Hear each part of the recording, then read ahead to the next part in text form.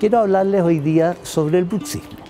El bruxismo abarca el hecho de apretar y o rechinar los dientes fundamentalmente. Y es un mal hábito, ¿ya?, que en ciertas ocasiones puede causar repercusiones patológicas del sistema mandibular.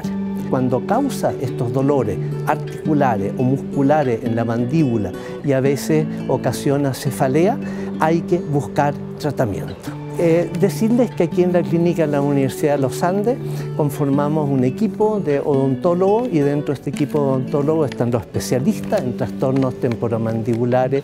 En Clínica Universidad de los Andes somos personas al cuidado de su salud.